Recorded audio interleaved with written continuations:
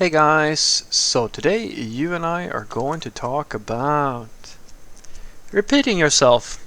So let's get into it.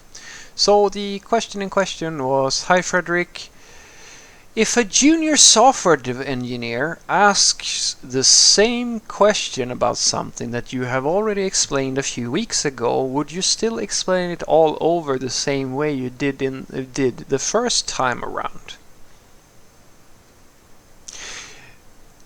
I'm not going to dive too deep into the exact wording here because, I'm a big believer in that if you explain something once in one way and it doesn't stick, then it's good to tweak the explanation and see if there's another way I can explain it that does make sense. But maybe in this case it's more about if I explain something once and someone doesn't remember, like whatever, would I go through the process again with that person?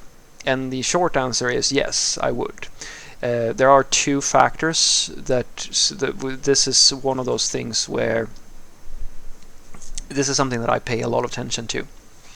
It's not just juniors, I pay attention when it comes to senior software developers as well. When I take the time to explain something to someone for the first time, I'm making an investment, I'm making a bet. And it's sort of, in a sense, it's sort of the same bet that you make as a company when you're hiring juniors. You're making a bet that this person will have the necessary skill and the necessary aptitude together with enthusiasm to adopt and learn the things that you are about to teach them. And this is actually relevant for the seniors as well, because even a senior level software developer has things that they have to learn in order to effectively work in a given company.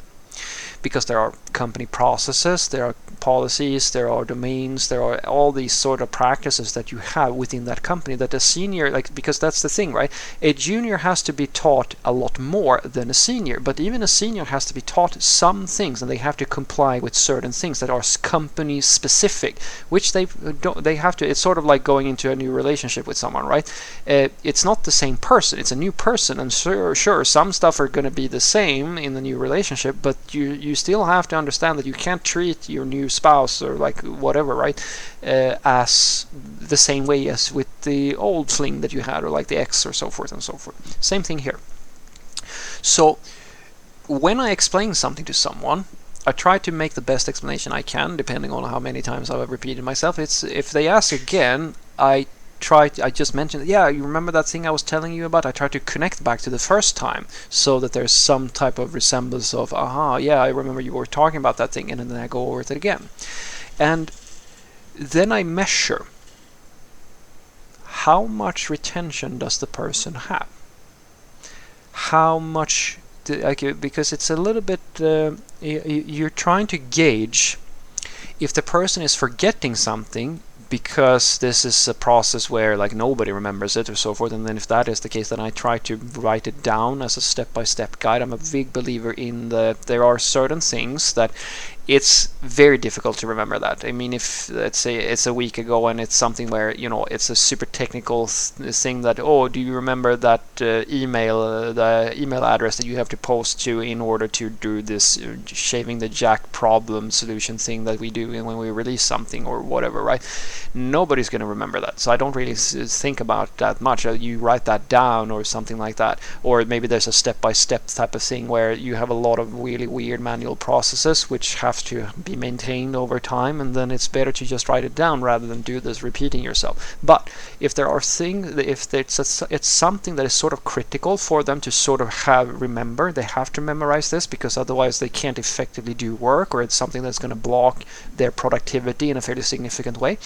And I noticed that they keep coming back over and over, and they're always blocked, or like so forth and so forth. Then I start to see a pattern in that they don't actually retain all that much information, and that is a red flag, because that means that either they lack the aptitude, or they have a disinterest in learning and adapting to their environment. Both of these things are critical, fireable offenses, in my personal opinion. It's not something that happens immediately, but if I continuously see that this individual is not here to absorb. I don't care if you are senior level software developer, or it does not matter. If I can tell that you are not here to absorb the domain, get to become a productive, like strong, knowledgeable person that is going to contribute in a meaningful way, and you're half-assing it, you're lazy, or like anything like that, you're out. If I have any say in it, you're out immediately, because such a person, it's the Apple problem. This is not going to work because it's going to affect the rest of the team. You cannot afford to have someone like that. It's the same problem as having someone with a bad attitude or so forth and so forth. They poison everybody around them, because if they are lax, that they keep on doing this thing, especially if you're going to be a leader or something, if you're too nice in this situation, it's actually it breeds resentment, and it's sort of the problem with a lot of stuff, where someone else sees that, oh, this person keeps on getting away with misbehaving all the time. Well, why should I do a good job if they can do this thing that is sort of shitty? And then it's differently. Then now the problem starts growing, right?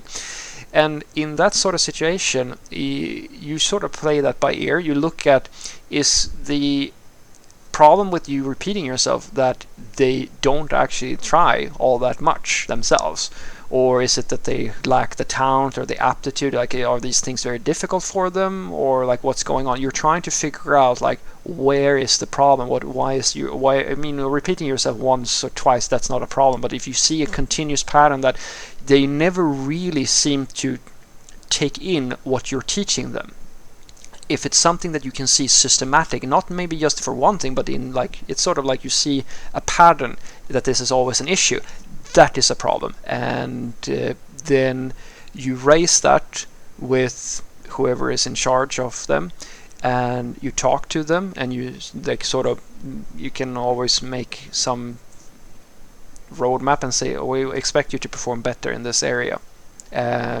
This, in my experience, is very difficult. It's easy to say that you expect someone to like behave better, and maybe there's a short burst of productivity and they sort of do a little better for a little while, but this is something that is notoriously difficult, because some people unfortunately either don't have the aptitude to sort of absorb the information that is necessary to work in the environment, and some people are just they don't actually really care. And both of these situations are almost impossible to fix as a company. You have to replace the person. That's what I've seen at the very least. It can work, but it's the way I've seen it go most times. So what I want you to take away from this is that, of course, I will explain myself. I will continue explaining myself, but I try to, for if something is difficult to understand and so forth, because what I'm trying to figure out is this just that, like, is this a temporary thing that, you know, if we just go through it a few more times, they're going to learn it?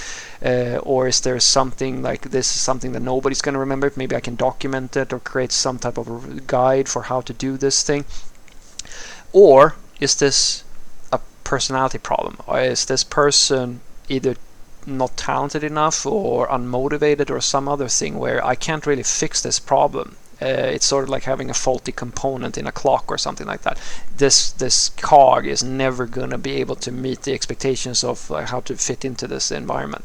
And if that is the case, you usually figure out some way of solving it, or you have to get rid of the person, because it's actually dangerous because what they're basically doing is that if this becomes systematic, then you can't count on them as an individual within the workplace, because they are depending on that other people do work for them, or like they don't take personal responsibility in the way that is necessary in order to actually to contribute in the right way. And in many cases they're not going to actually be as productive as somebody else, because they will get blocked over and over because they don't take the time to actually learn the things that they need. And this is true for both juniors all the way up to seniors. And guys, I have fired seniors, or rather seniors have been fired in teams that I've been in, not by me personally necessarily, but due to this exact problem, where this is an unproductive person and they might know how to write code, but they are not in the least bit interested in writing code in compliance with how we want things to work within this company. Have a great day.